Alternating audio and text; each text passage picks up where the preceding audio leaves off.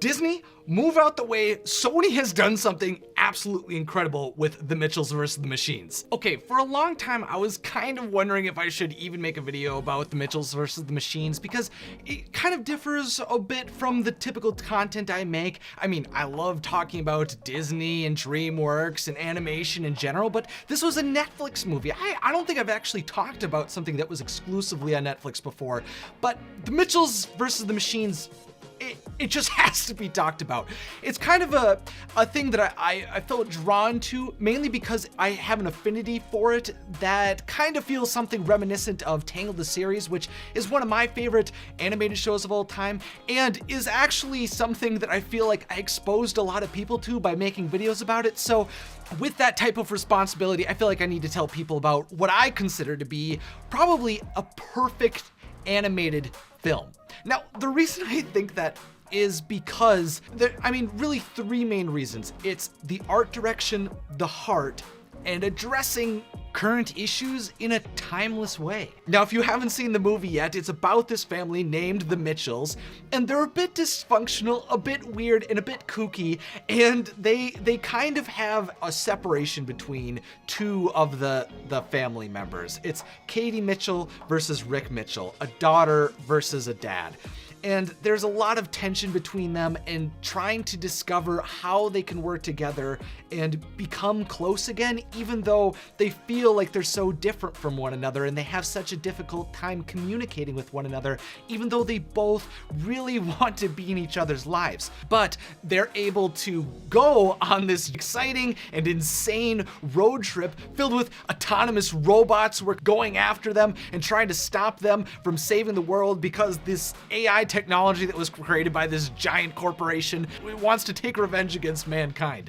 So that's kind of the context around what this film is about. But one of the first things that you see visually is how beautiful the movie is. Because unlike a lot of other films that have been released in recent years, you can clearly get a sense that it's taking on its own style. And one of the things that I saw when I was looking at behind the scenes of this movie was that they really tried to make this whole film feel like a painting.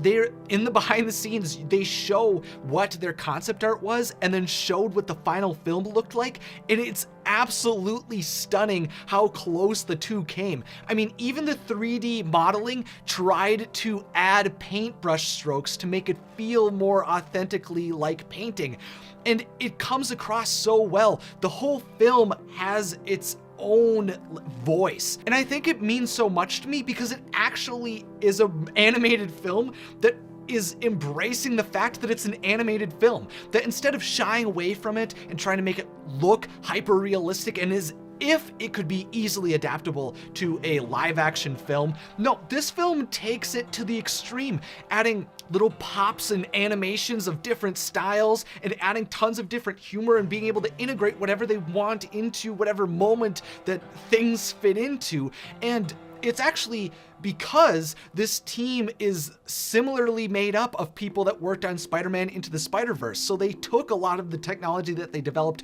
for that comic book feeling film and took that and added it to this really stylized painting aesthetic that they were trying to create. I just love it. And the whole idea that this is going to be a surrealistic animated story, and The Mitchells vs. the Machines takes that into a wonderful direction. I feel like today in modern times, there's so much of an emphasis of taking animated films, ripping out the heart of them, and sticking the carcass into a live action format. Now, the next thing I want to talk about is the whole idea of the heart of this film. The idea that this story is able to actually tell a character-driven story, because I feel like that's also something that's not addressed as much as it should be.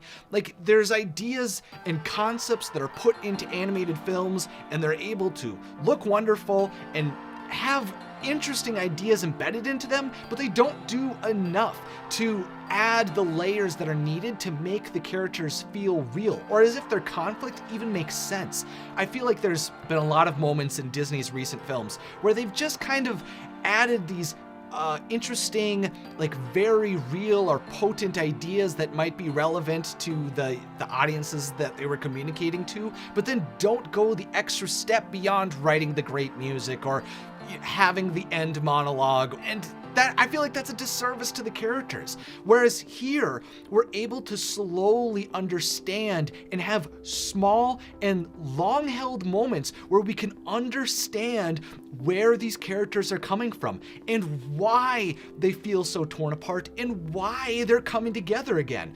And without those moments where we can just sit with the characters, I feel like we wouldn't be able to have those super exciting and emotional moments that come later on in the film. Those are some of the greatest moments that exist in it. And I think the reason that this film will be able to have an impact long term is because that heart and the overarching story is going to feel timeless over time. I think that whole idea of AI rising up in the corporation and everything like that, and I think is a timeless idea that is repeated every generation. And while some of the technology I think will definitely seem dated, I think they did a good job of blending some technology from the early 90s, which is stuff that I grew up with, little actual video cameras instead of just smartphones, and they're able to show that and show the smartphone and the robots and everything like that. There's a feeling that technology has kind of been ripping apart this family from Rick's perspective, whereas Katie feels like this is her one way of being able to express herself. And so we're able to get the different perspectives, and those different perspectives are used to enhance the relationship between Rick and Katie. The overarching conflict that feels really relevant in today's time is used to amplify the character moments that are the true meaning of the story. And so the whole idea of the robots taking on this family on a road trip may sound really wild and crazy, but it's all in service of building upon the relationship between Katie and Rick. I think another way that I felt like I really connected with the tale too of the Mitchells versus the Machines is because Katie feels like someone I could really relate with, because I'm someone who's been making videos from a very young age and didn't always feel the most like connected to the in crowd. And I feel like that's something a lot of people go through. I mean, not only is it this kind of interesting relationship that she has with her parents because she's trying to go down a different path than one that they went down, but it's also just the fact that she's just like having to deal with the weirdness of growing up. And I think that's something that we all can really relate to, especially in a creator type of world where everyone has the ability to like pick up a phone and start like becoming a content creator or someone who's like has a social media following. And if that's something that a lot of people want to do, which I'm pretty sure being a YouTuber is one of the top things young kids want to do right now, it's just like a lot of people are trying to figure out what that type of existence kind of looks like or how they could actually do that in their world. I don't know. I also feel like because I'm someone who's like on social media, I sometimes feel like an expectation, like I need to go and break out and like try to be someone who's like accessible to the masses, to be like someone like Mr. Beast or PewDiePie or someone like that. But I really feel like I feel more like Katie Mitchell than any than any of those guys.